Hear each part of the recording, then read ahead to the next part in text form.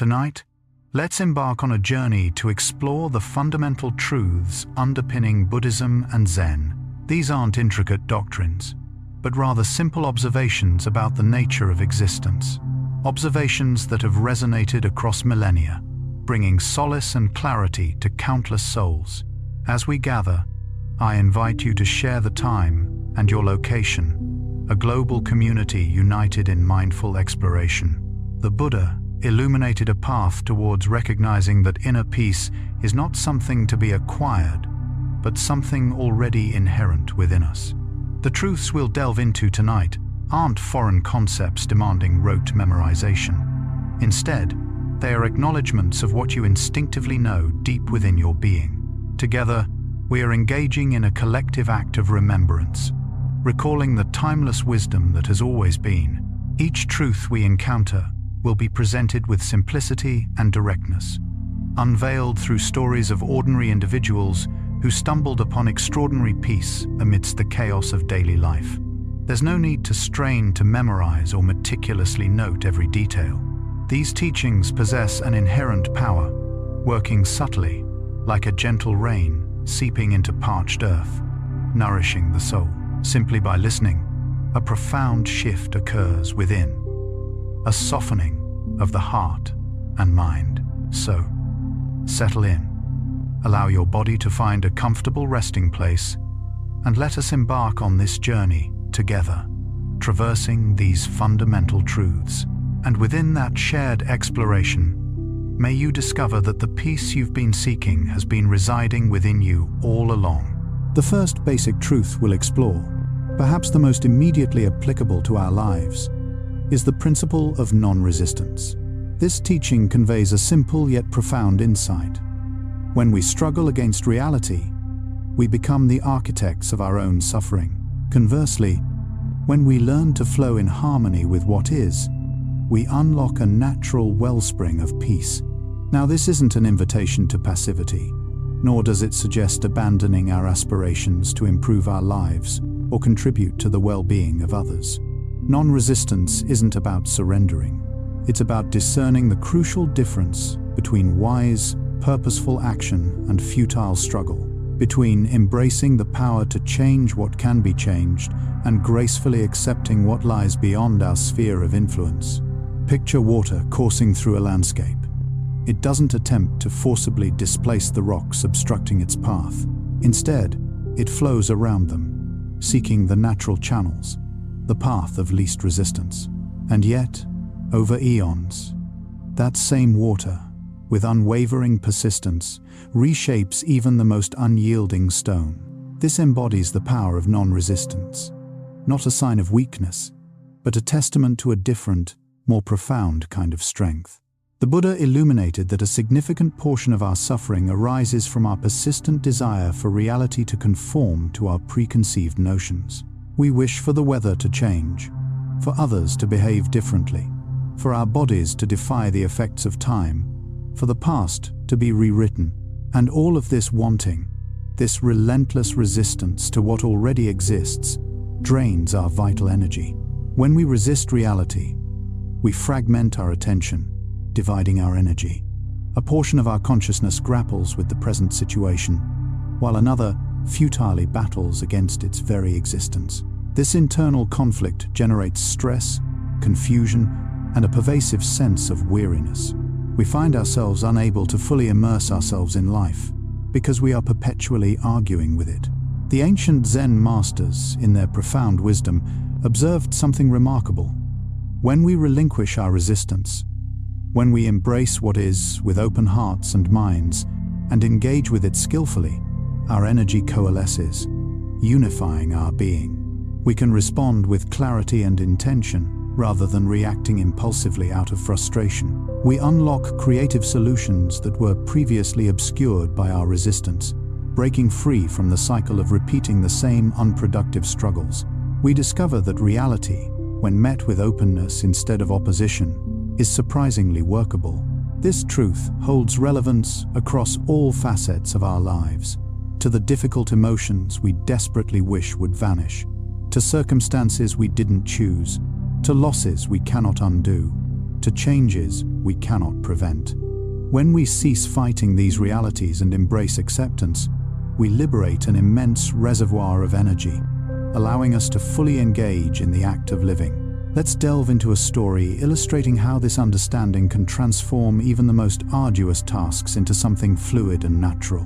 In a river valley, generations ago, lived a boat captain named Hiroshi, who earned his livelihood transporting goods along the expansive river. His boat was sturdy, meticulously maintained, and his knowledge of the river's temperamental nature was extensive. Yet, each journey left him utterly exhausted. The root of his exhaustion was simple. Hiroshi firmly believed that a competent captain must exert absolute control over his vessel. Whenever the current threatened to veer his boat off course, he'd fight it with every ounce of his strength, employing poles and oars to forcefully steer it back to his desired path. When the wind blew from an unfavorable direction, he would strain against it, his muscles burning, refusing to allow it to dictate his route. Other captains navigated the same river with noticeably less effort, but Hiroshi dismissed their approach as laziness. He took immense pride in his unwavering vigilance, his steadfast refusal to allow the river to exert any influence over his actions. He arrived at each destination drained and sore, yet filled with a sense of satisfaction, believing he had conquered the water through sheer force of will. One autumn morning, Hiroshi discovered an elderly sailor asleep on his boat. The man possessed a weathered face, etched with the stories of a life spent at sea, and his hair was as white as the crest of a wave. He apologized for the intrusion, explaining that he needed passage downriver to visit a friend ailing from a severe illness. Despite his initial reluctance to have a passenger, Hiroshi agreed to take him. The old sailor settled quietly at the bow of the boat, observing the unfolding events with minimal commentary as they pushed off from the dock. The first hour transpired as it usually did for Hiroshi. The current tugged relentlessly to the left, and he exerted himself to maintain a straight course. The wind buffeted from behind, threatening to accelerate them beyond his preferred pace, and he labored diligently to maintain his desired speed. His arms began to ache, and beads of sweat trickled down his back despite the cool morning air. The old sailor observed all of this with an attentive, quiet gaze. Finally, he spoke, his voice gentle yet laced with curiosity. "Captain, may I ask why you struggle so fiercely against the river?" Hiroshi, slightly irritated by the question, retorted, "I am not fighting it. I am controlling it. This is what good captains do. We do not allow the water to push us around at its whim." "I see," the sailor responded calmly. "And how do you feel at the close of each day?" "Tired," Hiroshi conceded. "This work demands a great deal, but that is the price one must pay for doing it properly." The old sailor remained silent for a while, lost in thought. Then he inquired, "Have you ever observed driftwood floating downstream?" "Of course," Hiroshi replied, wondering where this was going. "Does the driftwood struggle against the current?" "No, it simply floats wherever the water takes it, yielding to the flow. And yet, it arrives downstream, does it not? Often traveling faster than boats, and certainly expending considerably less effort." Hiroshi scoffed at the comparison. "I am not a piece of wood. I have a specific destination and a schedule to adhere to. I cannot simply drift wherever the river chooses to take me." "True," the old sailor conceded. "But have you considered that you might reach your destination more efficiently by working in harmony with the river, instead of battling against it? The river will inevitably move in certain patterns regardless of your resistance. Fighting it merely depletes your energy without altering the course of the water itself." Hiroshi initially dismissed this notion, but the old man's calm demeanor piqued his curiosity. "What do you mean? Work with it?" "May I demonstrate?" the sailor asked. "I have spent 5 decades navigating these waters. Perhaps I could guide us for a short stretch, allowing you to observe my approach." Hiroshi hesitated, torn between his ingrained need for control and the undeniable fatigue accumulating in his muscles. Eventually, The allure of easing his burden won out. Very well.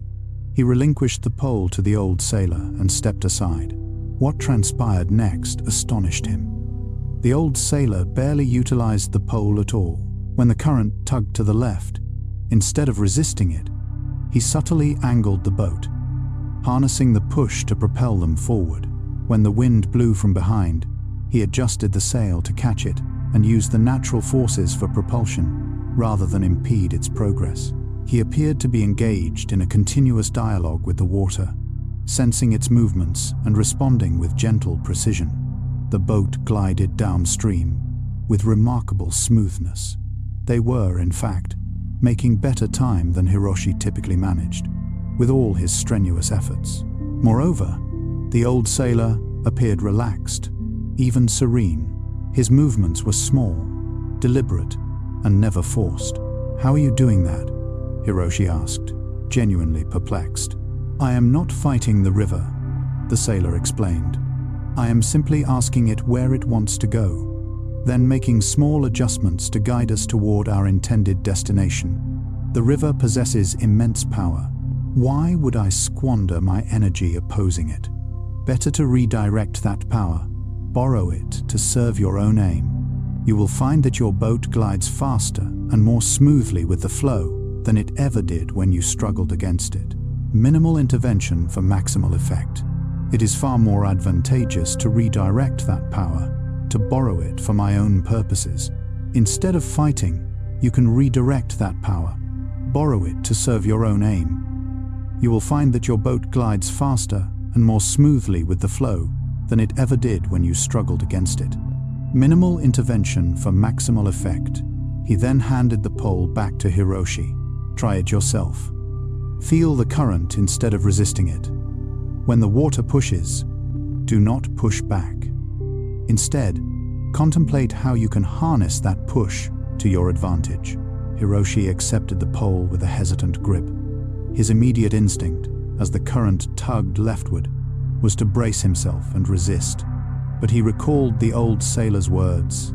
He allowed the boat to yield slightly to the current, then made a minor adjustment to redirect that energy forward. To his surprise, it worked. The boat continued in roughly the correct direction, and his arms experienced minimal strain. "Good," the old sailor encouraged. "Now, apply the same principle to the wind. Cease viewing it as an adversary and begin seeing it as a potential ally." For the next hour, Hiroshi experimented with this newfound approach. He made mistakes and occasionally drifted off course. However, correcting these errors required far less energy than his usual method of constant resistance. Gradually, he began to grasp the old sailor's message. The river possessed its own inherent intelligence, its own natural way of moving. When he harmonized with that movement, instead of opposing it, everything became easier. By midday, they had covered more distance than Hiroshi typically managed by this point in a journey. Instead of feeling exhausted, he felt alert and invigorated. His body was engaged but not strained, and his mind was focused but not tense. "This is remarkable," Hiroshi exclaimed. "I have been doing this work for 15 years, and I never understood this." The old sailor smiled knowingly. "It is not your fault. Many people subscribe to the belief that effort equates to forcing things. They assume that if something feels easy, they must be doing it incorrectly. But nature teaches us a different lesson. Trees do not strain to grow. Rivers do not struggle to flow. Birds do not exhaust themselves to fly. They work in harmony with the natural order of things." When they reached the old sailor's destination, Hiroshi assisted him to the dock. The man expressed his gratitude for the passage, then paused before departing. "This lesson extends far beyond the realm of rivers," he remarked quietly. "Throughout life, we have the choice to either resist reality or work in concert with it. Both paths require energy, but only one leads to peace." He smiled warmly and walked slowly toward the village. Hiroshi continued his journey with a completely transformed understanding. From that day forward, his work was revolutionized. He learned to interpret the river's moods not as obstacles to be overcome, but as valuable information to be utilized. He discovered that accepting the river's power didn't equate to surrendering to it, but rather to cooperating with it. Other captains began to take notice of the shift in Hiroshi's demeanor. He arrived at destinations less weary, in better spirits, and his boat seemed to glide effortlessly while others labored. When they inquired about his secret, he would share the tale of the old sailor and the lesson of non-resistance. Some heeded his words, while others persisted in fighting the water as Hiroshi once had, clinging to the belief that genuine work must feel like a continuous struggle. But Hiroshi now possessed a different understanding. He had come to realize that the greatest challenge lies not in forcing reality to bend to your will, but in learning to cease the struggle and embrace the flow. And once you master this, life itself transforms into something akin to a river journey, still demanding, still requiring skill and attention, but no longer a constant, exhausting battle against forces you cannot alter. He learned to view the river's movements not as obstacles, but as raw energy to be harnessed. The current's push became his advantage, and the wind, his ally. Take a deep breath now, and ask yourself, where in my life am I being Hiroshi? Where am I fighting the current that is simply asking me to flow? Just notice, without judgment, what you are trying to force. The piece begins in that simple recognition. This story reveals a critical insight into the nature of struggle. Hiroshi labored under the assumption that a skilled captain must exert absolute control through brute force. He mistook his exhaustion as evidence of proper effort. But the old sailor unveiled a different perspective. The river would inevitably move in certain ways, irrespective of Hiroshi's actions. The current would push, the wind would blow. These were immutable realities.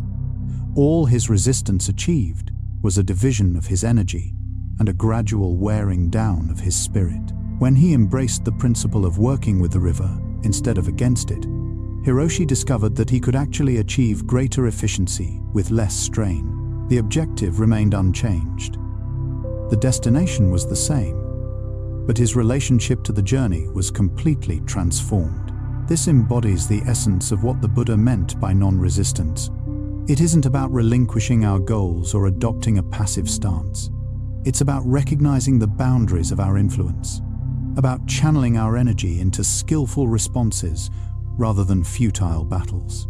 In our lives, we confront countless currents and winds, some of which we can influence, while many remain beyond our control.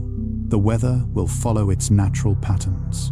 Other individuals will act in accordance with their own intrinsic nature. The past is already etched in stone. Our bodies age according to their own biological clock. These are the rivers we navigate.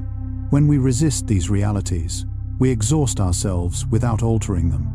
When we learn to work with them, embracing what is while still responding skillfully, we discover a natural ease, not because life suddenly becomes devoid of challenges, but because we cease making it unnecessarily difficult. Let's delve into another story that illustrates this truth from a different angle, through the experiences of someone who works not with water, but with stone. In a mountain village celebrated for its stonework, lived a sculptor named Isamu, who had dedicated himself to the craft since childhood. He possessed the unique ability to gaze upon a rough block of granite and envision the form concealed within. His workshop was filled with unfinished sculptures, each representing his attempts to impose his vision upon reality. However, Isamu struggled in a way that his fellow sculptors did not. While they worked steadily and peacefully, producing exquisite pieces, Isamu battled with every stone. He would meticulously plan the precise shape he wanted to create, then relentlessly force the stone to conform to his blueprint. This approach resulted in broken tools, cracked and ruined blocks, and hands covered in scars from chisels slipping when he applied excessive force. The other sculptors would shake their heads, watching him toil. "The stone will reveal to you what it desires to become," they would advise. "You must learn to listen to it." But Isamu dismissed this as romantic nonsense. Stone did not talk. Stone was simply inert material to be shaped according to his will. One winter, the village received a commission for a memorial stone to honor the founders of a nearby monastery. This was the largest and most prestigious project in decades, and Isamu was chosen to create it due to his technical skill and ambitious vision. He was thrilled and determined to prove his capabilities. The stone arrived at his workshop on a cart drawn by oxen. It was massive, a breathtaking piece of dark granite, adorned with subtle variations in color. Isamu already had a precise vision of what he would carve. He had created detailed drawings depicting a complex scene with multiple figures in dramatic poses. He commenced work immediately, attacking the stone with unwavering confidence. However, from the very beginning, problems arose. The stone contained unexpected hard veins running throughout its structure. His tools kept catching on these harder sections, sending jarring shocks through his hands and frequently breaking. The stone chipped in unintended ways, ruining carefully planned lines. Isamu grew increasingly frustrated. He worked longer hours, pushed himself harder, and forced his tools into the resistant stone. His vision remained clear in his mind, but the stone simply refused to cooperate. Weeks passed. The stone was covered in marks from his efforts, but none of them coalesced into the shapes he envisioned. The piece looked chaotic, damaged, rather than sculpted. Isamu's hands bled from gripping his tools so tightly, and his shoulders ached from the constant tension of forcing every cut. One afternoon, Fumiko, an elderly sculptor who had long since retired, visited his workshop. She walked slowly around the damaged stone, observing silently, offering no immediate judgment. "It is not progressing well," Isamu admitted, his voice tight with frustration. "This stone refuses to accept what I am trying to create. Show me your plan," Fumiko requested quietly. Isamu unrolled his detailed drawings. Fumiko examined them closely, then glanced back at the stone. Finally, she spoke. "These drawings are beautiful, but they are not drawings of this stone. They are drawings of the stone you wished you had." Isamu felt a surge of anger. "I am skilled enough to make any stone become what I envision." "Are you?" Fumiko asked gently. "Then why is this one defeating you?" She moved closer to the stone, running her weathered hands over its surface. "This stone has its own inherent nature. See these hard veins? They run in a specific direction. You are attempting to cut across them, and they are resisting you. But if you worked in harmony with their direction, they could become beautiful features rather than obstacles." "But that would necessitate altering my design," Isamu protested. "Yes," Fumiko agreed. "It would mean collaborating with the stone rather than dominating it. Every stone is unique. Each one has its own grain, its own character, its own preferred way to split and shape. A sculptor who disregards this nature will always struggle. A sculptor who listens to it will find the work flows." She pointed to a section where the stone had chipped in an unplanned way. "See this? You perceive it as a mistake, but observe the texture it has created, the way the light plays upon it. This is the stone revealing something to you. What if this is not an error, but a gift?" Isamu initially wanted to reject her words, but he was too exhausted to argue. He was failing at the most important commission of his career by stubbornly adhering to his usual methods. Perhaps it was time to consider a different approach. "What should I do?" he asked, a hint of humility in his voice for the first time.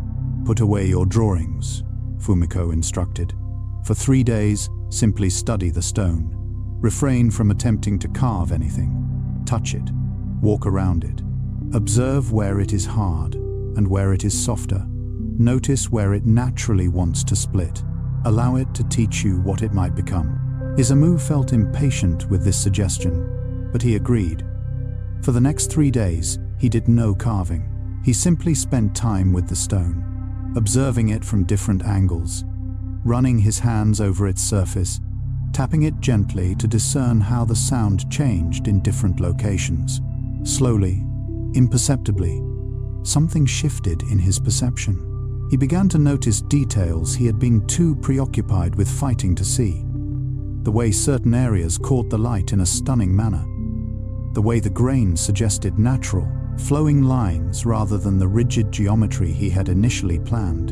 The way that accidental chip actually added intriguing depth to one particular section. By the third day, an entirely different vision began to emerge in his mind. Not the complex scene he had drawn, but something simpler and more powerful. A single figure in a posture of peaceful meditation, positioned in such a way that the natural veins in the stone became flowing robes. The areas where the stone was hardest became the stable base, and the softer areas where he had already removed material became the contemplative face. When he finally picked up his tools again, everything felt different. Instead of forcing the stone to conform to his plan, he made small cuts in response to what the stone revealed. When he encountered a hard vein, instead of battling it, he adjusted his approach to incorporate it.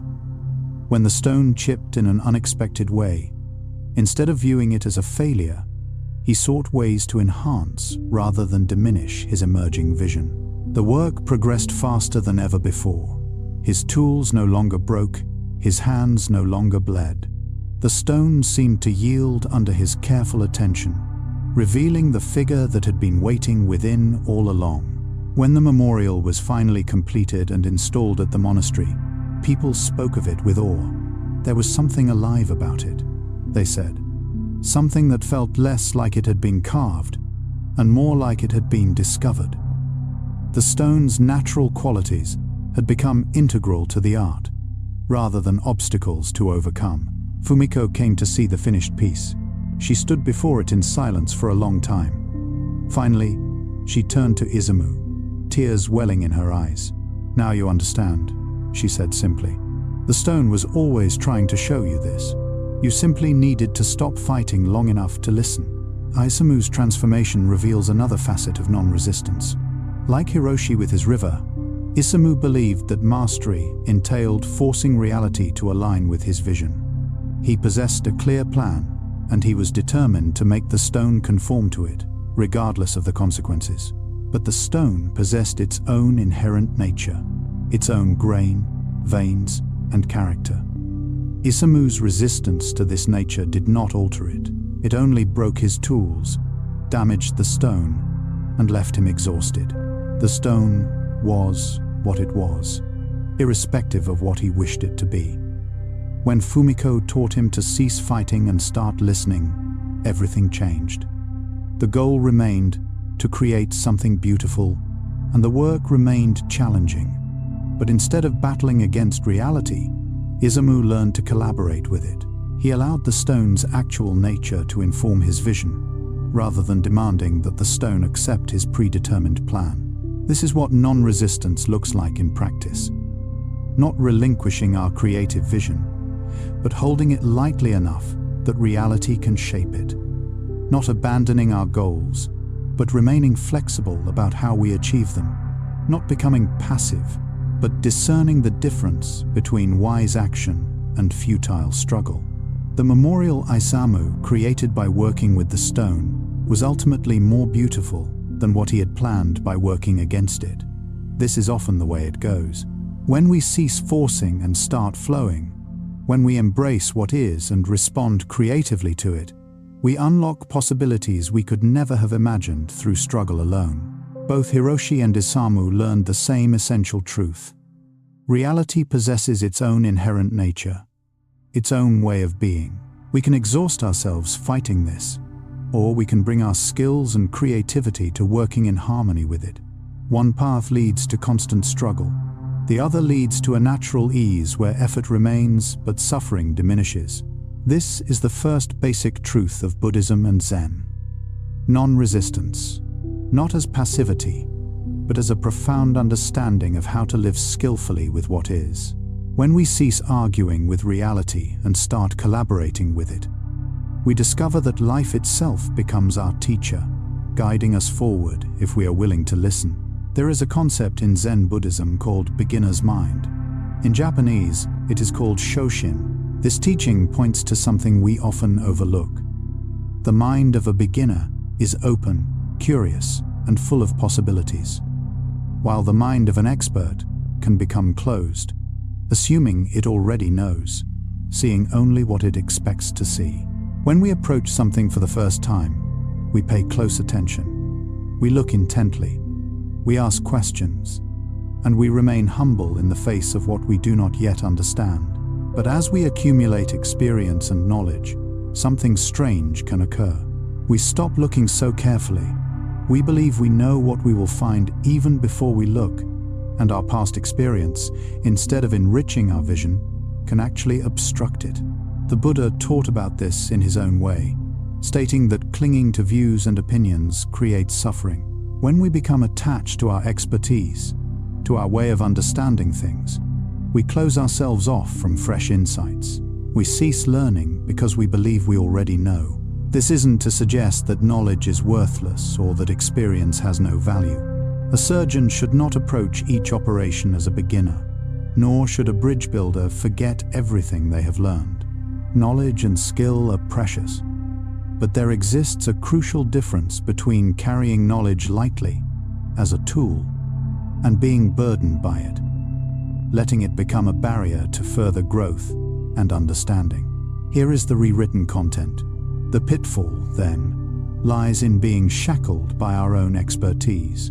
Embracing a beginner's mindset means we retain our hard-won knowledge, but without allowing it to ossify into unyielding certainty. We draw upon what we already know, yes, but remain receptive to the vast expanse of what we have yet to uncover. Skillful, yet not closed off. Experienced, yet not blind. Children, in their innate wisdom, often exemplify this beginner's mind. They perceive the world with unadulterated freshness, because for them, everything is new. Their questions, seemingly simple, often strike directly at the core of matters. They dare to explore avenues that seasoned individuals would dismiss as impossible, and sometimes, unburdened by the weight of knowing what cannot be done, they achieve the seemingly unachievable.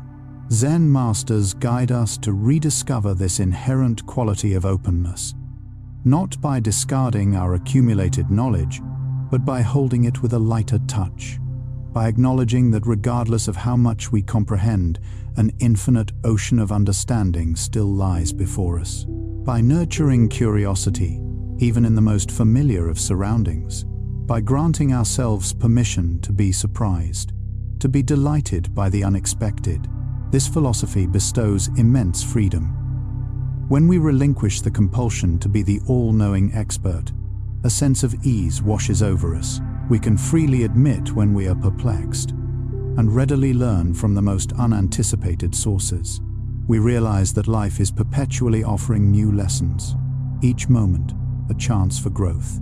If we choose to remain open to these lessons, we can unlock unimaginable potential. Let us now delve into the tale of a master craftsman who discovered that expertise, paradoxically, can become a prison, and how the untainted innocence of a beginner unlocked a door he never knew existed. In a region renowned for its exceptional sword-making, lived Teshi, a master smith who had dedicated 4 decades to perfecting his craft. His blades were celebrated throughout the land for their unparalleled strength, exquisite balance, and deadly sharpness. Samurai warriors of high rank would patiently wait months, even years, to acquire one of his prized swords. His reputation was, without exaggeration, legendary.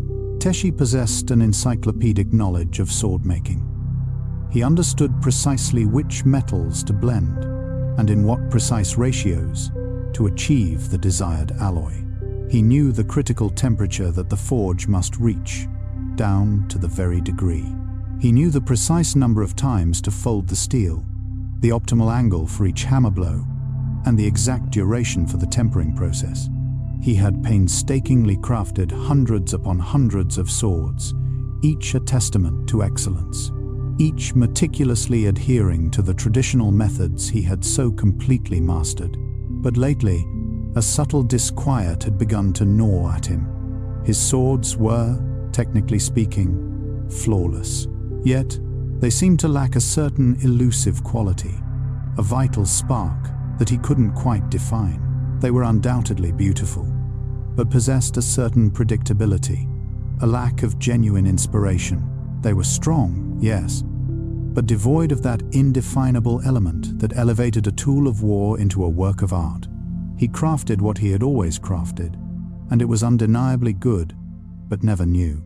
Then, one bright spring morning, a young man named Sora arrived at Teshi's workshop, humbly requesting to become an apprentice. Sora was the nephew of a wealthy merchant, sent to Teshi to acquire a practical trade. Sora, however, knew virtually nothing about swords, or indeed any form of metalwork. He had dedicated his youth to the study of poetry and music, subjects that his pragmatic uncle considered frivolous and wholly impractical. Teshi reluctantly agreed to take him on. Truthfully, he preferred apprentices who arrived with some basic knowledge of the craft, not complete novices who would require instruction from the very beginning. However, the merchant was a highly influential patron, and declining his request was simply not an option. So, with a sigh, Teshi agreed to mentor the boy. For the first few months, Teshi assigned Sora only the most menial tasks, maintaining the forge's fiery heart, meticulously organizing the tools, and preparing the raw materials. The young man performed these duties adequately, certainly, but without any particular zeal or enthusiasm. Teshi resigned himself to the expectation that this apprentice would be mediocre at best, someone who would learn just enough to be useful, but would never truly excel. One afternoon, duty called Teshi away to a neighboring village to personally deliver a commissioned sword to a demanding client. He would be away for 2 full days. Before departing, he instructed Sora to practice the fundamental technique of folding metal. This was a core skill, absolutely essential to the craft, one that demanded countless repetitions to truly master. He provided the young man with discarded scraps of steel and specific, detailed instructions on the traditional folding technique passed down through generations of smiths. When Teshi returned, he found Sora at the workbench, utterly engrossed in his task. But something was undeniably amiss. The pattern etched into the metal that Sora had created bore absolutely no resemblance to the pattern Teshi had painstakingly demonstrated. Instead of the standard, regimented straight folds that every aspiring smith learned as their first lesson, Sora had somehow conjured a fluid, almost wave-like pattern in the steel. Teshi's initial reaction was a surge of white-hot anger. "What have you done?" he roared, his voice echoing through the workshop. "I explicitly instructed you to practice the basic fold. This is completely wrong." Sora looked up, his face etched with confusion. "I sincerely apologize, Master," he stammered. "I meticulously followed your instructions regarding heating the metal and the folding process. But when I attempted to fold it in the manner you demonstrated, it felt awkward in my hands. So I experimented and tried folding it in a way that seemed to flow more naturally, like this." He then demonstrated, with his hands, moving in a fluid, almost dance-like motion that bore absolutely no resemblance to the rigid, prescribed traditional technique. "That is simply not how it is done," Teshi retorted sharply. "There are established, time-tested methods that have been passed down through generations of skilled artisans. You cannot simply invent your own way." "I understand, Master," Sora replied quietly, his gaze lowered. "I will strive to perform the technique correctly from now on. Should I discard this flawed piece then?" Teshi reached out and picked up the metal that Sora had so diligently worked. He was poised to toss it aside without a second thought when something, an almost imperceptible pull, stopped him. The pattern was undeniably unusual, unorthodox in the extreme. Yes, but it was also undeniably beautiful. The undulating waves in the steel captured and refracted the light in a way he had never before witnessed.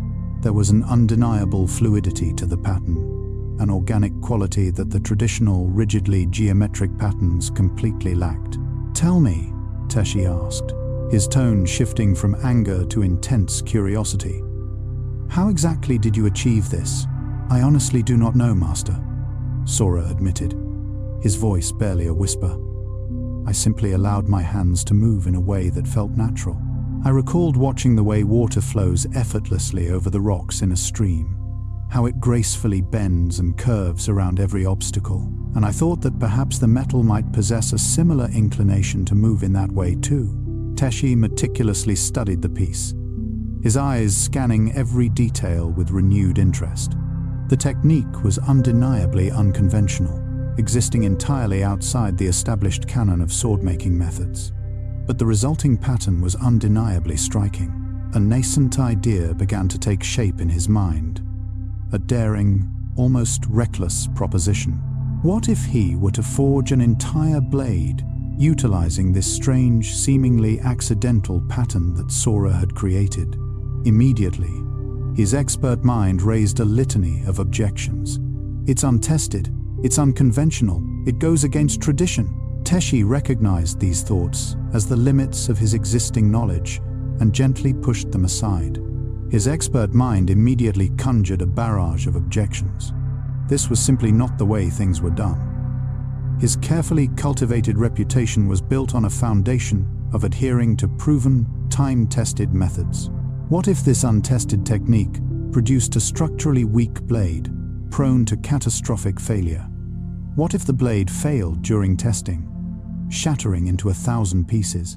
But his insatiable curiosity, the very driving force behind his life's dedication to the art of sword-making, proved to be stronger than his ingrained caution. He decided to experiment, to try it just once, in complete secrecy, away from prying eyes. He carefully took Sora's piece of uniquely patterned steel and incorporated it into a blade he was forging for his personal collection, not for a paying customer.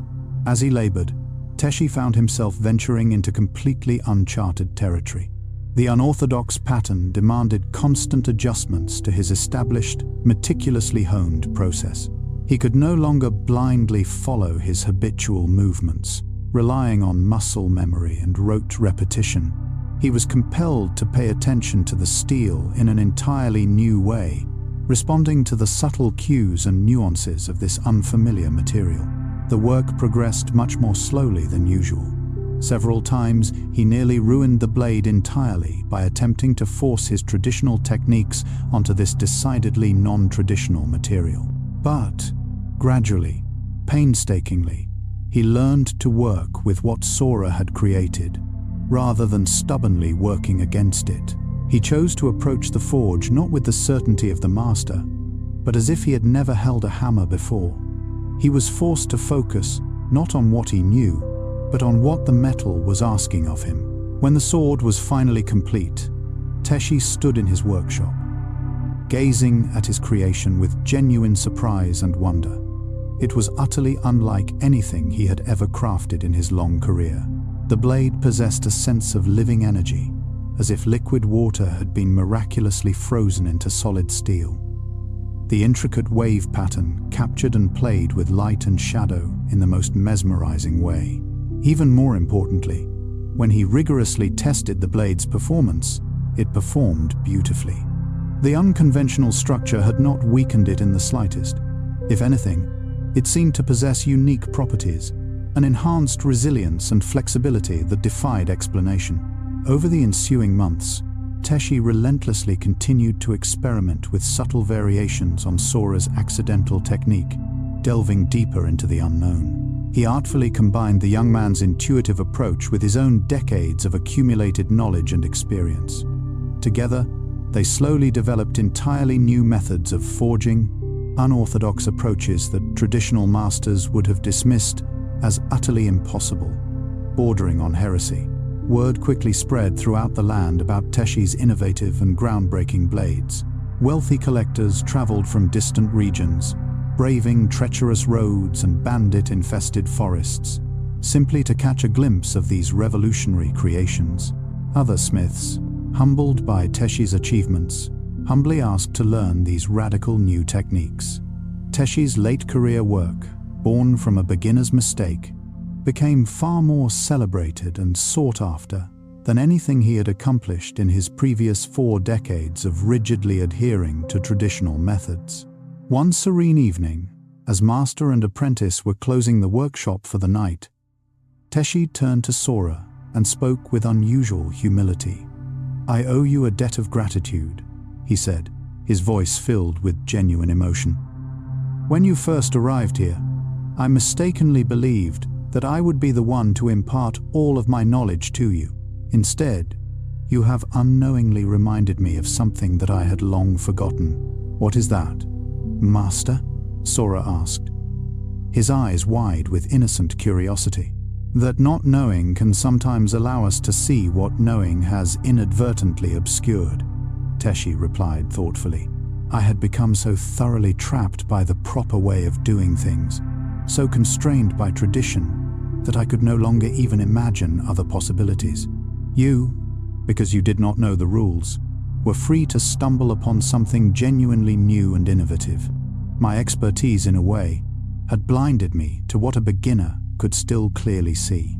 Sora smiled gently. "But Master, I could not have refined and developed these techniques without your vast knowledge. My initial accidental creation would have remained just that, a mere accident, if you had not possessed the skill and understanding to recognize its potential and perfect its execution. Perhaps we need both, Master. The beginner's unburdened openness and the master's honed skill." Teshi nodded slowly, his eyes filled with understanding. "Yes, I believe you are absolutely right. I needed to rediscover my own beginner's mind in order to approach my craft with fresh eyes. Even after all these years, you gave me that invaluable gift, Sora, without even realizing that you were giving it." From that day forward, Teshi altered the way he taught his apprentices. Yes, he continued to impart traditional techniques and share his accumulated wisdom. But he also actively encouraged them to experiment, to question everything, to dare to explore approaches that might initially seem counterintuitive or even wrong. He learned to value the insights that could arise from not knowing as much as he valued the expertise that came from long and dedicated experience.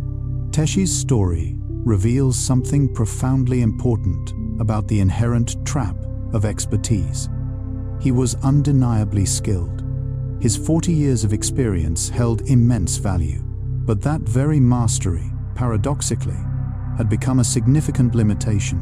He knew so completely how things should be done that he could no longer envision how they might be done differently.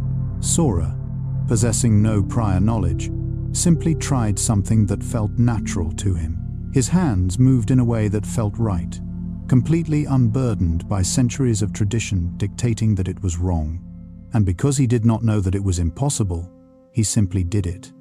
This is the essence of the freedom that the beginner's mind offers. Not the superiority of ignorance over knowledge, but the boundless openness that arises from not yet being imprisoned by fixed ideas and rigid expectations. When we approach something with the fresh perspective of a beginner, we are able to see what is actually there, rather than what we expect to see. We remain curious, actively seeking new knowledge, rather than passively assuming that we already fully understand. Teshi's ingrained expertise had effectively closed certain doors in his perception. He could reliably create excellent, traditional swords, but he was unable to imagine any viable alternatives. Sora's inherent innocence, his lack of preconceived notions, kept those doors wide open. Together, they created something truly extraordinary, something that neither of them could have achieved alone. The master's refined skill combined with the beginner's fresh and uninhibited perspective. This lesson urges us to find that inherent quality of openness, even in those areas where we possess significant experience. To hold our existing knowledge lightly enough that we can still be genuinely surprised, delighted by the unexpected. To remember that regardless of how much we already know, there is always an infinite amount more to discover. to approach even the most familiar things with renewed curiosity and an eager willingness to see them in an entirely new light. Now, let us explore another captivating story that illustrates this profound truth from a slightly different angle, focusing on someone whose mastery and dedication almost prevented them from learning something that a complete novice intuitively understood without any conscious effort. In the bustling capital city, there lived a musician named Ayame, widely celebrated as the finest koto player of her generation. The koto, a long and elegant stringed instrument, demands years of dedicated training to truly master. Ayame had studied diligently since early childhood, learning under the tutelage of the most demanding and respected teachers in the land. Her flawless technique was legendary. Her captivating performances routinely drew enthusiastic crowds from across the entire region. But Ayame harbored a deeply guarded secret dissatisfaction. Despite her undeniable technical perfection, despite the constant stream of praise she received from adoring fans and discerning critics alike, she felt that something crucial was missing from her music. It was undoubtedly beautiful, but somehow lifeless. Correct, but not truly moving. She could effortlessly play every note precisely as it should be played, but the music somehow failed to touch her heart, to stir her soul, in the way that she vividly remembered it doing when she was first learning the instrument as a child. One bright spring afternoon, Ayame was walking through a poor neighborhood, a part of the city she rarely visited. As she passed a narrow, dimly lit alleyway, she heard music. Someone was playing a koto, but playing it quite badly. Notes were missing or jarringly out of tune. The rhythm was uneven and unsteady. The technique was, to put it mildly, atrocious. Driven by a mixture of curiosity and morbid fascination, she cautiously ventured down the alley. In a small, weed-choked courtyard, she discovered a little girl, perhaps 6 years old, sitting cross-legged on the ground, with a battered and time-worn old koto resting precariously on her lap. The instrument was missing several strings and was clearly poorly maintained. The child's small hands moved clumsily across the strings, creating a melody that flagrantly violated every single rule of proper koto playing. Ayame's initial instinct was to immediately correct the child, to demonstrate the proper hand positions and painstakingly explain the right way to produce each note. But something, a subtle inner voice, stopped her. She stood quietly in the shadows, patiently observing instead. The little girl was completely absorbed in her playing. Her face was radiant with pure, unadulterated joy. When she made mistakes, she simply laughed them off and tried again, undeterred. When she chanced upon a sound that she particularly liked, she repeated it over and over, clearly delighted by the newfound discovery. There was no concern whatsoever for proper technique, no agonizing worry about playing correctly. She was simply making music in the most immediate and natural way, expressing herself without any self-consciousness. Ayame found herself utterly mesmerized. The child's playing was, technically speaking, terrible, yes, but there was something undeniably present in it, a vital spark that Ayame's own perfectly polished performances sadly lacked. A quality of genuine spontaneity, of unfiltered emotion, of raw, unbridled feeling. The child was not merely performing music, she was, in that moment, being music. "Excuse me, little one," Ayame said softly, her voice gentle so as not to startle the child. "Who taught you to play?" The girl looked up, visibly startled, her eyes wide with surprise. "No one taught me," she replied simply. "I found this old koto in an abandoned house near my home. I liked the way it looked, and I liked the sounds it made, so I tried to make pretty sounds with it." "Do you know that you are playing it incorrectly?" Ayame asked, not unkindly. The girl looked genuinely confused by the question. "How can sounds be incorrect?" she asked, tilting her head slightly. "Some sounds I like, and some sounds I do not like. So, I try to make the sounds I like." Is there another way? Ayame slowly sat down next to the child, carefully smoothing her silken kimono. There are traditional ways to play, she explained patiently. Proper techniques, established methods that have been passed down through generations of skilled musicians. Oh, the girl said, thoughtfully considering this new information. That sounds interesting, but I do not know any of that. I just play what feels good, like this. She then casually dragged her small fingers across the strings in a way that would have utterly horrified any trained musician, creating a seemingly random cascade of notes that somehow sounded remarkably like the gentle patter of rain falling on leaves. That is beautiful, Ayame said, surprised by her own genuine response. How did you think to do that? I did not think, the child replied simply, her brow furrowed slightly. I was remembering the sound of rain, and I wondered what rain might sound like on the koto, so I just tried it. She paused for a moment, then asked, "Do you play too?"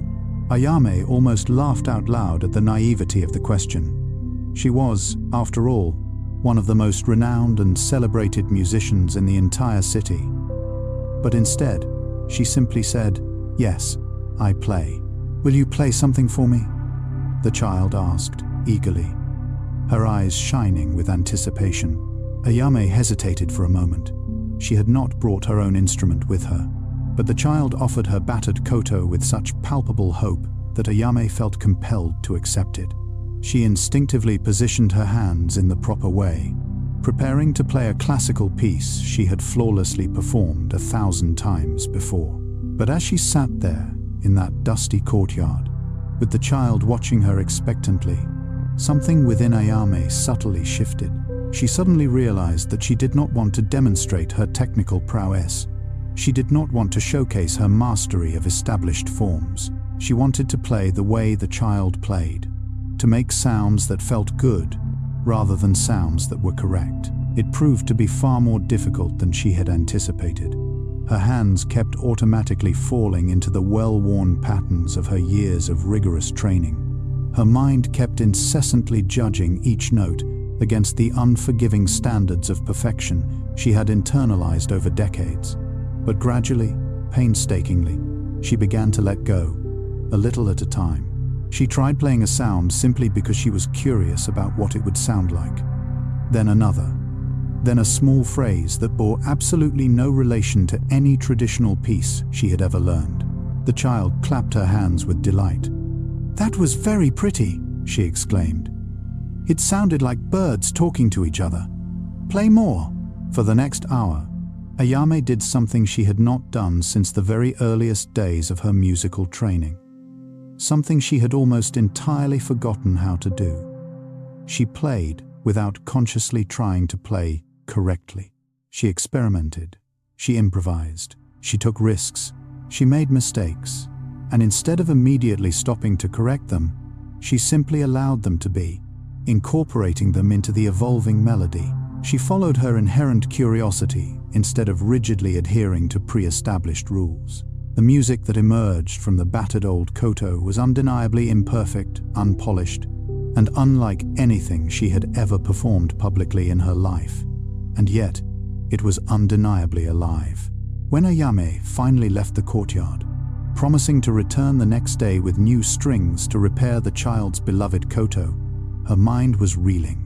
She had dedicated decades of her life to perfecting her technique, and it had undeniably transformed her into a highly skilled expert. But that very expertise had also inadvertently created a kind of self-imposed prison, a cage of rigid expectations. She had learned so thoroughly what music should sound like that she had almost completely forgotten how to simply discover what it could sound like. That night, alone in her impeccably clean and organized studio, Ayame reverently picked up her own beautiful koto. Instead of diligently practicing her established repertoire, she cautiously tried playing in the same way the child had played, following her uninhibited feelings instead of established forms, guided by insatiable curiosity instead of a relentless pursuit of correctness.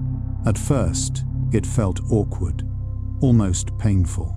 Her highly trained mind instinctively resisted every unconventional choice, every deviation from established norms. But gradually, tentatively, something began to open up within her, something that had been dormant for far too long. A quality of carefree playfulness she had almost completely lost, a willingness to be delightfully surprised by the unexpected sounds that emerged from the instrument. She started to vaguely remember why she had first fallen in love with music as a young child, long before all the rigorous training and unrelenting discipline and obsessive pursuit of technical perfection had begun. Over the ensuing months, Ayame's public performances began to subtly, yet noticeably, change. She still flawlessly performed the traditional pieces, still effortlessly demonstrated her technical mastery. But now, there was something palpably different in her music, a new dimension that resonated deeply with her audiences. There was a sense of genuine spontaneity, a feeling that she was actively discovering the piece as she played it, rather than simply mechanically executing something she had already completely memorized. Audiences immediately noticed the profound difference.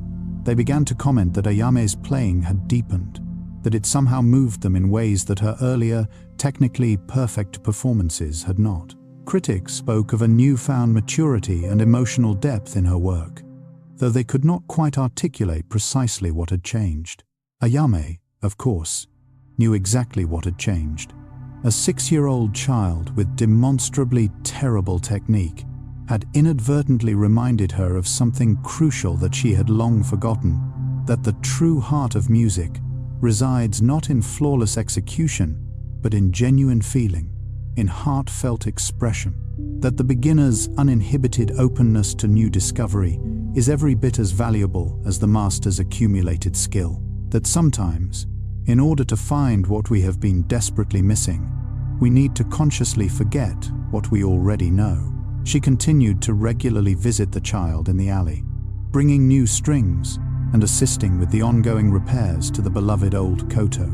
But these visits were not about imparting her superior knowledge or teaching the child proper technique.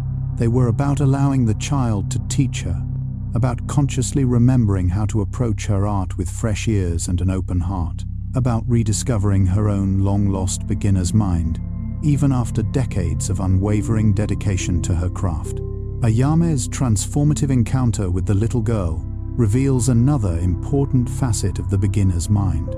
Like Tishi, Ayame was undeniably masterful. Her technical skill was both real and immensely valuable. But that very mastery had gradually calcified into something rigid and unyielding, hindering her artistic growth. She played correctly, but not freely, perfectly, but not joyfully. The child, on the other hand, knew absolutely nothing about proper technique, nothing about the hallowed traditions of koto playing. She simply played with unbridled curiosity and infectious delight. And in that seemingly naive approach, she inadvertently tapped into something profound, something that Ayame's extensive expertise had inadvertently obscured: the living heart of music itself. This is not a lesson that suggests that ignorance is somehow superior to knowledge. The child's koto playing was, objectively speaking, technically poor, and she could undoubtedly benefit greatly from learning proper methods and techniques. But Ayame's playing, for all its undeniable technical perfection, had become somewhat disconnected from genuine feeling. She desperately needed what the child inherently possessed: the uninhibited openness to experiment, the unwavering willingness to make mistakes, the pure joy of discovery. Beginner's mind is not about rejecting expertise or devaluing hard-earned knowledge. It is about consciously keeping our expertise fluid and adaptable, instead of allowing it to harden into rigid certainty. It is about consciously remembering that, regardless of how skilled we become, there is always infinitely more to learn, more to explore, more to discover, that a fresh perspective can often reveal what familiarity has effectively hidden. Remember, beginner's mind isn't about rejecting expertise. It is the ability to betray your own certainties that unlocks true innovation. This openness is the key to being an expert who is still able to learn. Ayame consciously found her way back to her own beginner's mind, not by abandoning or forgetting her years of rigorous training, but by artfully combining it with a childlike openness and unbridled curiosity. She consciously brought her decades of honed skill to a more playful and experimental approach. The resulting music was richer, deeper, and more emotionally resonant than either approach alone could have produced. This profound lesson urges us to consciously notice where our own hard-won expertise might have unintentionally closed us off to new possibilities, where our accumulated knowledge might inadvertently be preventing us from seeing things with fresh eyes, where our inherent need to do things correctly might be inadvertently blocking access to genuine discovery. In those specific areas, can we consciously cultivate our own beginner's mind once again? Can we consciously approach even the most familiar territory with renewed curiosity and childlike wonder?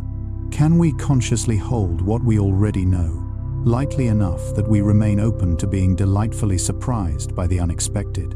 This is the second fundamental truth of Zen Buddhism, that the beginner's mind remains perpetually open to seeing what the expert's mind can no longer see, that fresh eyes invariably reveal what familiar eyes have unconsciously stopped noticing, that no matter how much we already know, consciously approaching life with unwavering curiosity and heartfelt openness allows us to perpetually keep learning, keep growing, and keep discovering new possibilities in even those things we thought we already fully understood. There is a compelling teaching in Zen Buddhism regarding effort that often surprises many people when they first encounter it. We inhabit a world that often relentlessly tells us that more effort is always unequivocally better. Push harder, try harder, never give up. But the Buddha taught something far more subtle, something far more nuanced. He taught about right effort, effort that is consciously balanced, neither too much nor too little, neither straining nor slacking, neither frantic nor apathetic. This crucial teaching is often referred to as the middle way. It arose directly from the Buddha's own profound personal experience. Before his momentous awakening, he had diligently practiced extreme asceticism, pushing his body and mind to their absolute limits. He starved himself. He deprived himself of sleep. He subjected himself to the harshest possible conditions. He firmly believed that enlightenment required this kind of harsh, unrelenting discipline. But, over time, he discovered something truly important. That extreme effort, in and of itself, did not lead to wisdom. It only led to exhaustion, confusion, and a profound sense of emptiness. Then, one day, he suddenly remembered something from his childhood. He vividly recalled sitting peacefully under a tree, feeling completely calm and alert, his mind naturally settling into a state of tranquil awareness, without any forcing or straining. That poignant memory illuminated a different path, a path that avoided the extremes of both harsh, self-punishing discipline and careless, self-indulgent abandon. It was the middle way, effort, that is consciously awake and engaged, but also consciously relaxed and balanced, trying, but also consciously allowing, consciously working, but also consciously trusting. This invaluable teaching applies to absolutely everything we do. When we try too hard, when we become fixated on a particular outcome, we inevitably create tension that actively blocks the very thing we seek. A muscle held too tightly cannot move smoothly or efficiently. A mind pushed too relentlessly cannot think clearly or creatively. A heart gripped by desperate effort cannot open naturally to love and compassion. But when we do not try at all, when we simply give up and become passively disengaged, nothing moves forward. We stagnate, becoming stuck in a rut of inaction. The sweet spot, the optimal point of balance, is consciously located right in the middle way. Effort that is consciously alive and engaged, but also consciously relaxed and balanced. Trying that consciously includes allowing, consciously working, that includes consciously trusting. This is the kind of effort that ultimately brings profound inner peace, because it does not create conflict or struggle. It does not fight against our own innate nature. It consciously works with how things actually function, instead of forcefully imposing an artificial structure. When we consciously find this delicate balance, everything transforms. Work that previously felt exhausting and draining suddenly becomes sustainable and even energizing. Practice that previously felt like a harsh punishment suddenly becomes nourishing and fulfilling. Life that previously felt like a constant uphill battle suddenly becomes more like a graceful dance. Not necessarily easier, but certainly more graceful, more natural, and more peaceful. The ancient masters consciously discovered that this balanced effort unlocks doors that frantic strain cannot force open and that lazy inaction cannot even reach. When we consciously stop pushing too hard or giving up too easily, we consciously discover that there is a natural rhythm to how things unfold, a subtle wisdom in consciously knowing when to act and when to rest, when to persist and when to yield. This inherent wisdom consciously arises not from following rigid rules or memorized formulas, but from consciously paying careful attention to what actually works in any given situation.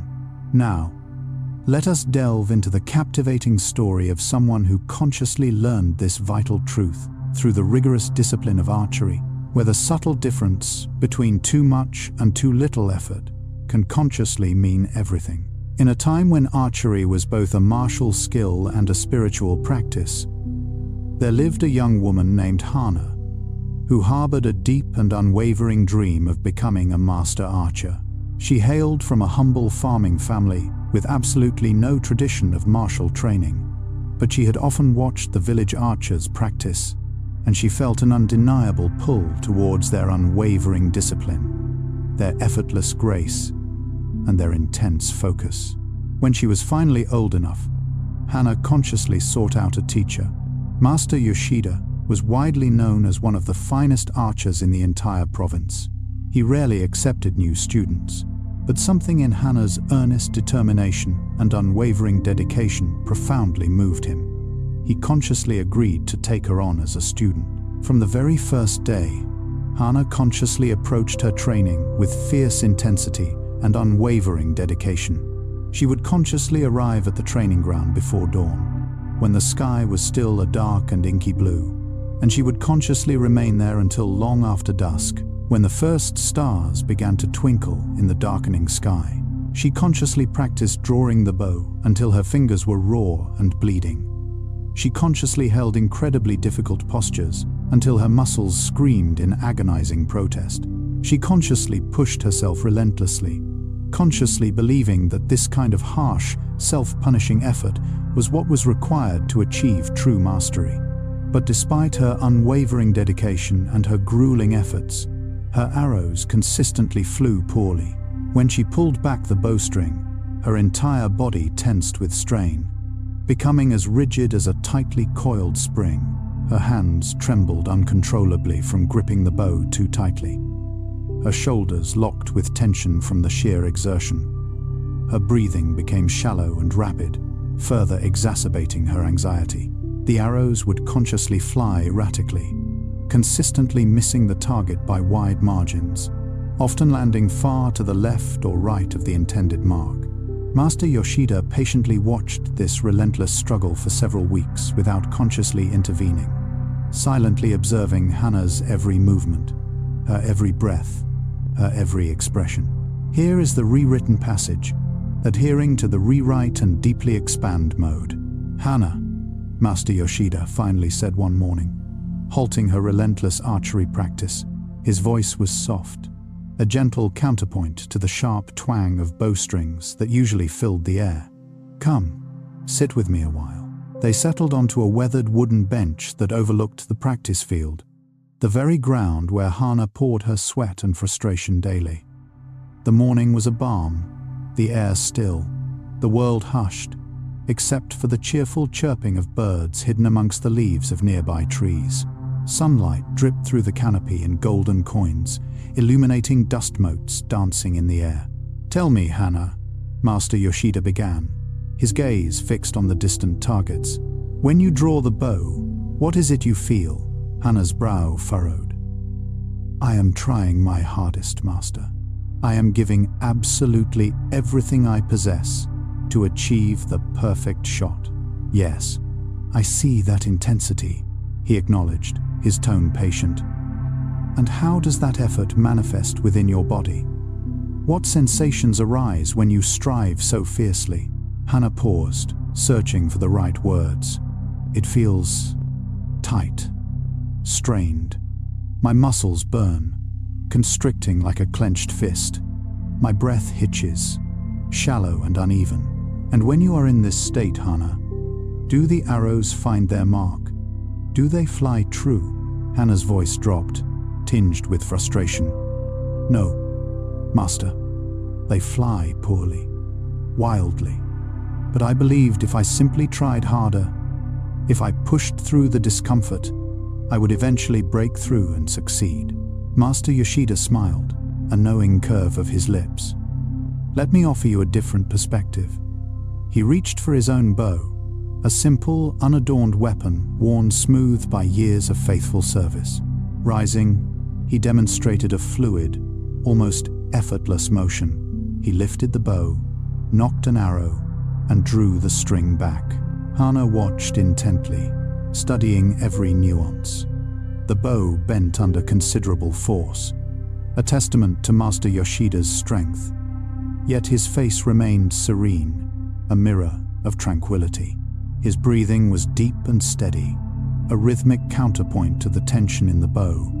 His body appeared fully engaged, yet utterly without strain.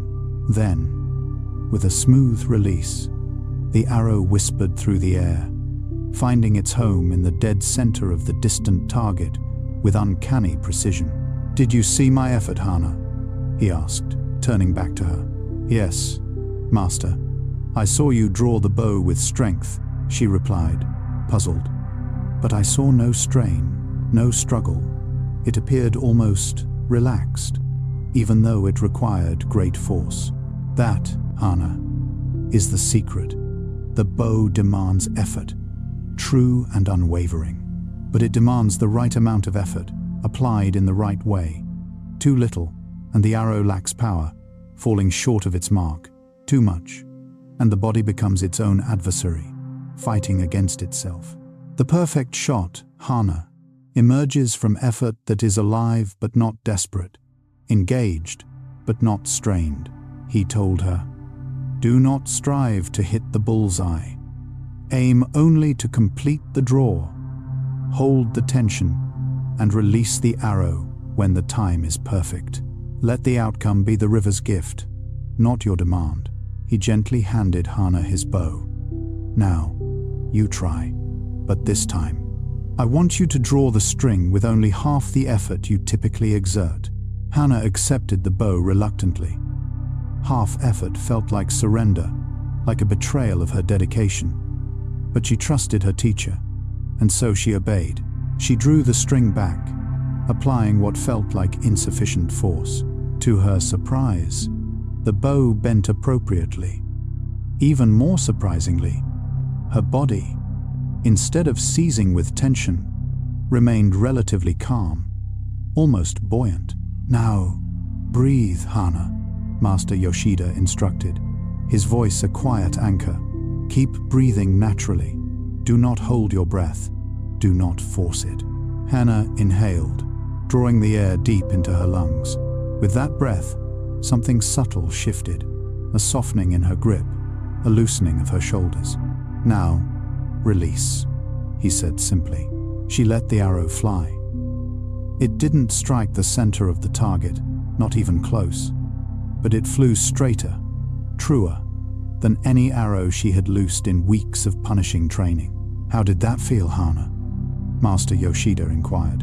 Strange, Master, she admitted, still processing the unfamiliar sensation. Like I wasn't trying hard enough. Yet, the arrow flew better. Yes, Hana, because you weren't fighting yourself. Your muscles could work in concert, instead of in opposition. This, Hana, is right effort. Not maximum effort, not minimal effort. Right effort. Take another breath. Now, feel how the breath enters your body without force, how it leaves without being pushed. That natural rhythm, neither straining nor slacking, that is what right effort feels like. She was learning to dedicate her focus to the cause rather than the. This required more presence, but less force. Over the months that followed, Hana embarked on a new and challenging journey, the quest to find this elusive balance. It proved far more difficult than simply striving with all her might.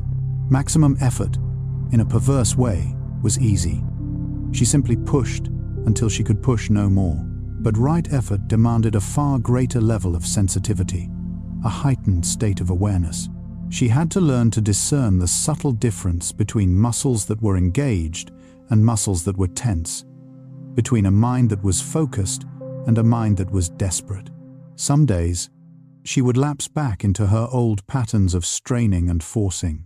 On those days, Master Yoshida would simply say, "Soften, Hana. Breathe. Find the middle path."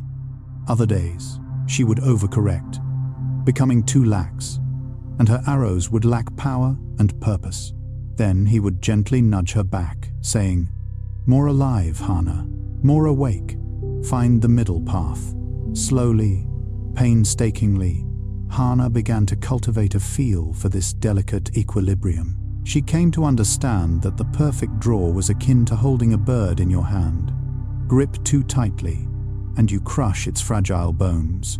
Hold too loosely, and it escapes. But hold it just right, and you can feel the vibrant thrum of its life in your hands, without causing it harm. Her accuracy improved dramatically, of course, but far more profound than that. Her entire relationship with her practice transformed.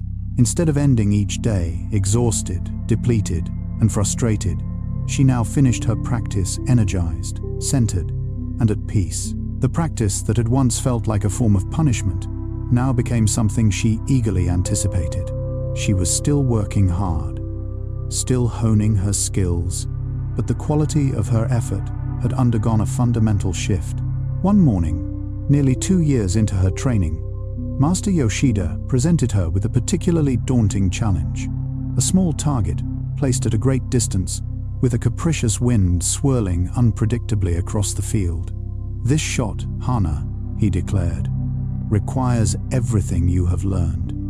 But remember, everything you have learned is not about forcing. It is about finding that elusive point where effort and ease converge." Hana stood before the shot, feeling the familiar flutter of nerves begin to rise within her. The old instinct to try impossibly hard surged back. But this time, she recognized it for what it was. She took a long, slow breath, then another. She felt the solid ground beneath her feet grounding her. She acknowledged the wind, noting its strength and direction. Without struggling against it, she drew the bow with power, but without strain. Her muscles were engaged, but her jaw remained soft, unclenched. Her focus was laser-sharp, yet her eyes were relaxed, free of tension. She released the arrow. It soared through the air in a perfect arc, adjusting almost instinctively to the shifting winds, and struck the small target squarely in the dead center. Master Yoshida nodded slowly, a deep satisfaction radiating from his face. "Now, Hana, you understand. The target was never your enemy. The wind was never your obstacle. Your own excessive effort was the only thing ever standing in your way. Once you found the middle path, once you learned the art of right effort, the arrows could fly as they were always meant to fly." Years later, when Hana herself became a teacher, students would often come to her, disheartened and frustrated by their lack of progress. They would confess that they were trying so hard, practicing relentlessly, pushing themselves to their absolute limits, yet still falling short. And she would respond with the same wisdom that Master Yoshida had imparted to her. "I can see that you are trying, my dear students. But are you trying in a way that helps, or in a way that hinders?" Maximum effort is not synonymous with right effort. Find the place where you are fully engaged, yet not strained. Where you are alive and present, yet not desperate. That, my friends, is where skill flourishes. That is where peace resides. That is the middle way. Hana's journey is a testament to the transformative power of right effort. She began with the deeply ingrained belief that more effort was always better. She pushed herself to the brink of exhaustion, mistaking that strain for dedication. But all that relentless pushing accomplished was making her body an enemy, a source of resistance. Her desperate attempts to force success actually prevented it. Master Yoshida revealed a profound truth. The practice of archery, like all endeavors, demands genuine effort. This is not about passivity or resignation or giving up, but it requires effort that is balanced, engaged without being tense, focused without being desperate, strong without being rigid. When Hana finally learned to navigate this middle path, everything shifted. Not because the work became easier, it remained challenging, but because she stopped creating unnecessary obstacles for herself. She ceased fighting against herself. Her effort became sustainable, even peaceful, while remaining potent and effective. This teaching on right effort offers immense relief. It means we are not condemned to exhaust ourselves in order to be effective. We are not required to manufacture suffering as a prerequisite for growth. Remember, right effort is not passive inaction. It is the active wisdom of knowing when to push and when to release. We work with the energy, not against ourselves. We can work diligently, practice with unwavering commitment, while also extending kindness to ourselves, while also breathing deeply, while also allowing for the natural unfolding of events. The tranquility that arises from this understanding is palpable, almost tangible. When we cease straining, the body relaxes, even amidst intense activity. When we embrace the middle way, effort no longer feels like an act of violence against ourselves. We discover that we can be both dedicated and gentle, both persistent and at ease. This is the profound possibility that unfolds when we embrace the wisdom of right effort. Take a moment now. Notice your hands. Are they gripping anything with unnecessary force? Can you soften your grasp, even just a little, while still maintaining the necessary hold? This small adjustment, this conscious release of tension, embodies the middle way in action. Let us now turn our attention to another story, one that illuminates this truth from a different angle. We will explore the journey of someone who works not with arrows, but with living things, where both excessive and insufficient effort can be equally detrimental to what we are trying to nurture and help thrive. In a serene valley, renowned for its lush and vibrant gardens, lived a young woman named Miho. Miho had recently inherited her grandmother's expansive garden plot, a legacy burdened with expectations. Her grandmother had been a celebrated gardener, and the plot had flourished under her loving care, a testament to her skill and dedication. Miho desperately wanted to honor her grandmother's memory by maintaining the garden with the same level of excellence. But Miho, alas, had never gardened before. She had spent her formative years in the city, far removed from the rhythms of nature, and possessed scant knowledge of plants, soil, or the delicate dance between the two. All she had was unwavering determination and a fervent desire to make her grandmother proud. She plunged into the work with unrelenting commitment. She devoured every gardening book she could find, absorbing knowledge like a sponge. She learned about the diverse needs of different plants, the intricacies of watering, pruning, and fertilizing techniques. Armed with this newfound knowledge, she began working in the garden every day, from the first blush of sunrise to the fading light of sunset. Miho watered the plants with zealous regularity, twice daily, sometimes even 3 times if the day felt particularly dry. She pruned relentlessly, meticulously cutting back any growth that deviated from the idealized shapes she had seen in her books. She applied fertilizer every week, wanting to provide the plants with every possible advantage. She vigilantly pulled every single weed the moment it dared to appear, striving to keep the soil immaculate and free of any perceived imperfection. But despite all her tireless efforts, the garden did not thrive. In fact, it began to wither and fail. The vegetables grew sparsely, stunted, and pale. The flowers bloomed weakly, if at all, their colors muted and lifeless. Leaves turned yellow and brittle. Plants that should have been robust and vibrant looked sickly and wan.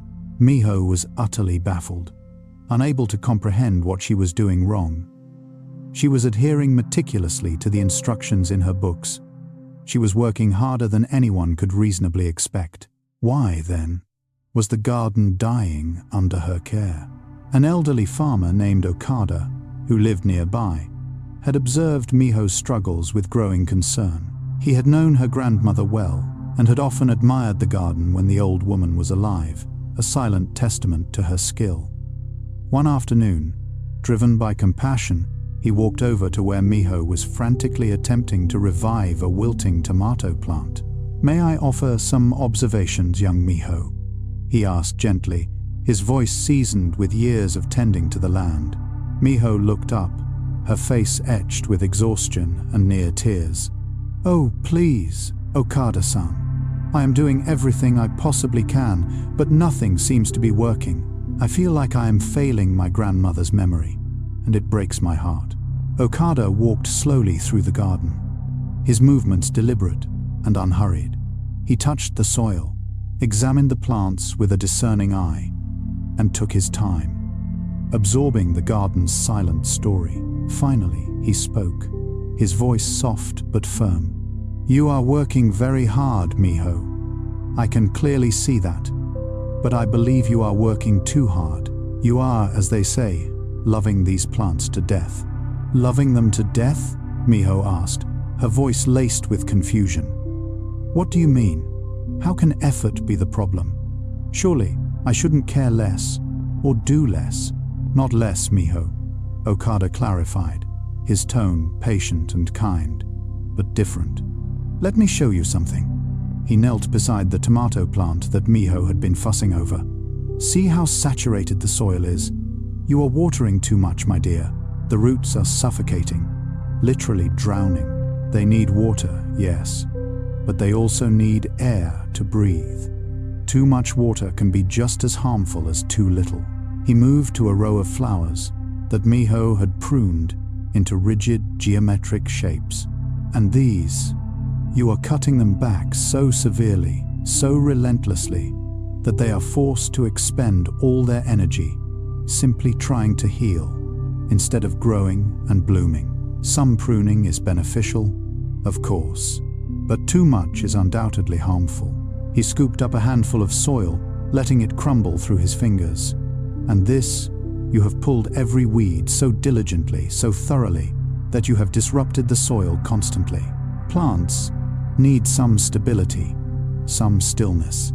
The soil needs time to settle between disturbances, to find its own equilibrium." Miho felt her heart sink, the weight of her failure crushing her spirit. "So, I have been doing everything wrong," she whispered, her voice barely audible. "No, Miho," Okada said gently, placing a reassuring hand on her shoulder. "You have been doing many right things, but with the wrong intensity. Gardening is not about controlling every minute detail, about imposing your will upon nature. It is about supporting the plant's own innate capacity for natural growth. The plants themselves know how to grow. Your job is not to force them, but to provide the right conditions and then trust them to do what they are naturally inclined to do." He could see Miho struggling to grasp this counterintuitive concept. "Let me ask you something, Miho. Did you ever watch your grandmother tending to her garden?" "Yes," Miho replied. "When I was very young. I remember bits and pieces. Do you recall her working frantically, constantly fussing over every plant, always doing something?" Okada pressed. Miho closed her eyes, summoning the memories of her grandmother. "No," she said slowly. She worked steadily, but calmly, almost serenely. She would spend a great deal of time simply walking through the garden, observing. Sometimes she would sit on her bench for long periods, just looking at things, lost in contemplation. "Exactly," Okada said, his voice filled with understanding. She was paying attention, noticing what each plant actually needed. Some days, a plant needs water. Some days, it needs to be left alone, undisturbed. Some days, it requires pruning, and some days, even touching it would cause more harm than good. Your grandmother had learned to feel the difference, to sense the subtle cues that each plant offered. She knew when to act, and equally importantly, when to simply allow. "But how do I learn that, Okada-san?" Miho asked, her voice filled with desperation. "I don't have her years of experience. I am not naturally attuned to the needs of the garden. Start by doing less." "Miho," Okada suggested, his eyes twinkling with wisdom. "Much less. Water only when the soil is truly dry to the touch. Prune only when a branch is genuinely damaged or badly placed, hindering the plant's growth. And, most importantly, watch the plants. See what they are telling you. Learn to distinguish between your own anxiety that you should be doing something and the plant's actual need for assistance." It was difficult advice for Miho to follow. Her ingrained instinct was to do more, not less. But the garden was undeniably deteriorating under her excessive care, so she knew she had to try something different. She began to restrain herself. When she felt the urge to water, she would first carefully check the soil, resisting the impulse to act impulsively. Often, she discovered that it was still moist from the previous day. When she wanted to prune, she would pause and ask herself if the plant truly needed it, or if she was merely driven by her own anxiety to be doing something. Often, she realized that the plant was thriving perfectly well as it was. Most challenging of all, she practiced simply observing. She would sit on her grandmother's old wooden bench and just look at the garden, not planning what she would do, not fretting over what was wrong, but simply noticing the way the sunlight filtered through the leaves, the way the plants swayed gently in the breeze, which plants looked content and which looked stressed. Slowly, imperceptibly, her relationship with the garden began to change. She stopped trying to control every aspect of it and started responding to what was actually needed in each individual moment. Some days, she worked hard, tackling heavy tasks that genuinely benefited the plants. Other days, she barely touched anything, simply watering those plants that were parched and otherwise leaving things alone. And, almost miraculously, the garden began to recover. The tomatoes, no longer drowning, started to flourish, their fruits swelling with juicy ripeness. The flowers, given the space to grow naturally, bloomed abundantly, their colors vibrant and dazzling. The vegetables grew stronger, more resilient, without constant interference. It was as if the plants had been patiently waiting for her to stop forcing them and start trusting them, allowing them to follow their own natural inclinations. One evening, as Miho sat on the bench, watching the sunset paint the healthy plants in a warm, golden light, Okada came by to check on her progress. He smiled approvingly at what he saw. "Your grandmother would be proud of you, Miho," he said, his voice filled with genuine warmth. "Not because the garden is perfect, but because you have learned what she knew, that gardening is not about imposing your will on nature. It is about finding the delicate balance between helping and allowing, between action and patience, between effort and trust." Miho nodded, feeling a profound sense of peace she had not known since inheriting the garden. "I understand now what you meant about doing different, not less," she said, her voice filled with newfound understanding. "I am actually working in a more focused way than before, but I am also resting more, trusting more in the garden's own inherent wisdom. It feels like I am finally working with the garden, instead of against it." "Yes, Miho," Okada affirmed, This is the gardener's wisdom, and it applies not just to plants, but to everything we care for, including ourselves. Too much, and we smother. Too little, and we neglect. Right effort is about finding that elusive middle ground where care and allowance meet, where we support without controlling, where we try without straining. Years passed, and Miho's garden became renowned throughout the valley for its unparalleled beauty and abundance. When people asked her to reveal her secret, she would simply smile and say something her grandmother might have said. The secret is knowing when to work and when to wait, when to help and when to trust. The plants already know how to grow. My job is not to make them grow, but to support their natural unfolding. Right effort means doing what is needed, not doing everything that is possible. That is how peace grows, along with the vegetables. Miho's experience with the garden reinforces the same essential truth. She approached her work with admirable intentions and unwavering effort. She studied diligently. She worked tirelessly. But all that effort was misdirected, applied with the wrong intensity. She was doing too much of everything, and the excess was ultimately harming what she was trying so hard to help. Okada revealed a fundamental aspect of right effort. It is not measured by the quantity of your actions or the intensity of your work. Instead, it is measured by how well your effort aligns with what is actually needed in that specific situation. Sometimes plants require watering. Sometimes they need to be left alone, undisturbed. Both can be expressions of right effort, depending on the circumstances. When Miho learned to observe before acting, to feel what was needed rather than anxiously doing everything she could possibly think of, the garden began to flourish. Not because she became lazy or careless. She remained attentive and dedicated, but because her effort became appropriate to what each moment required. Sometimes active, sometimes patient, but always balanced. This teaching offers profound peace, because it liberates us from the exhausting belief that we must always be doing more. Right effort means that we can rest when rest is truly needed. We can act decisively when action is required. We can trust the natural unfolding of things, instead of feeling compelled to control every single detail. In gardening, in archery, and in all of life, the middle way offers this invaluable gift. We do not have to choose between trying too hard and giving up entirely. We can find that precious place where effort is alive but not desperate, engaged but not strained, strong but not rigid. This is where skill thrives, where peace resides, and where the transformative potential of right effort is fully realized.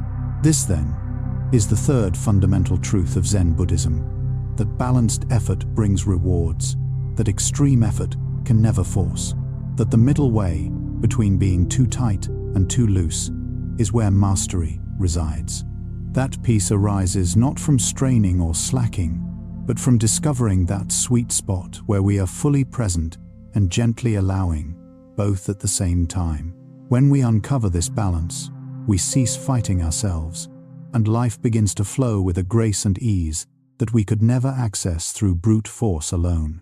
We've concluded the first part of our journey, having laid the essential groundwork for peace. Tonight, you learned that suffering often comes from fighting what is.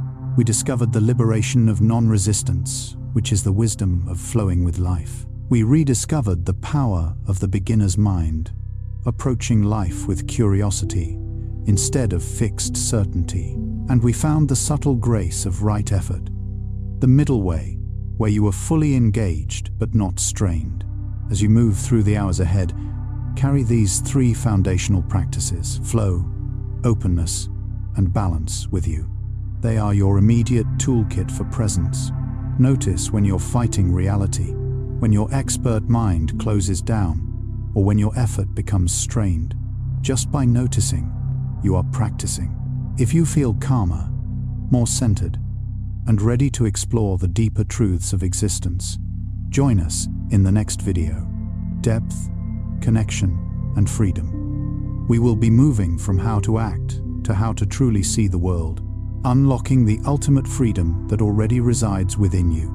Rest well, and may these foundations hold you gently until you continue the journey.